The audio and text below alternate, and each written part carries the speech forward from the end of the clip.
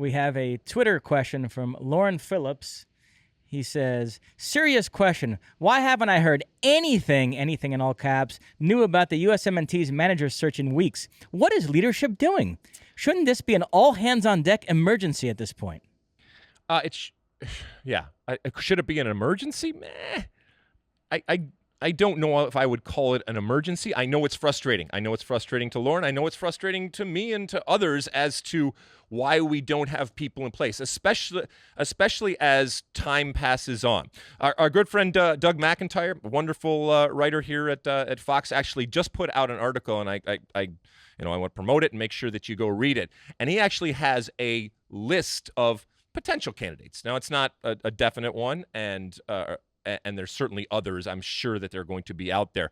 And here are just some of the things that he is talking about for that replacement. And again, we don't know ultimately how the structure is going to work. Ernie Stewart has gone. Brian McBride has gone. So that sporting director, if you will, that Ernie Stewart was, that looked over everything, including both the men's side and the women's side, might go away. And it might just be a replacement, I guess, for Brian McBride. And if that's the case, let's go with that. There's people like Oguchi Onyewu. Kate Margraf, who, by the way, is on the other side, which was an interesting one, and there's nothing that says that she couldn't come and oversee everything, given her experience right now. But I do think they're kind of going to separate it out and have a men's and women's side as opposed to an Ernie position that sees everything. Freddie Bobic, Carlos Bocanegra over there in Atlanta, Tim Bezbachenko from Columbus Crew, Oliver Bierhoff, Ali Curtis he has, Chris Henderson, Dane Murphy, John Thorington. So a lot of, I think, really interesting candidates. And believe me, there is going to be a whole other host of candidates because I do think that this is still an attractive job. I mentioned Tim Bezbachenko. Got a lot of time for him. I think he's really, really smart.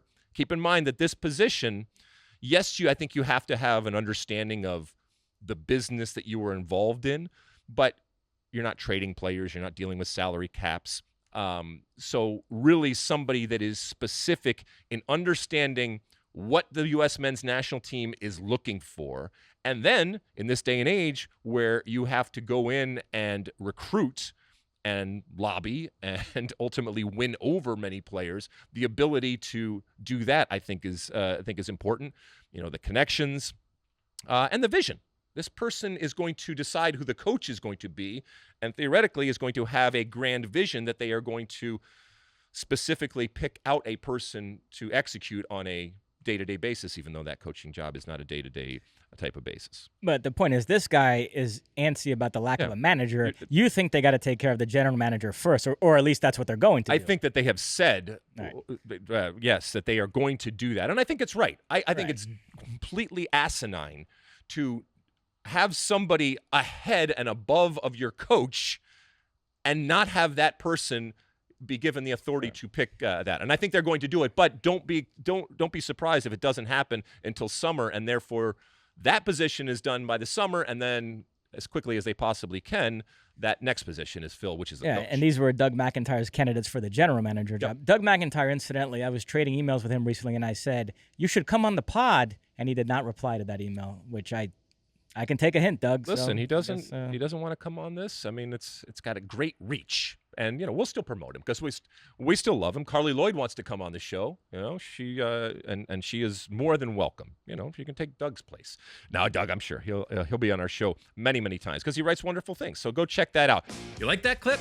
Well, my State of the Union podcast drops every week. Subscribe now on Apple Podcasts, Spotify, or wherever you get your podcasts.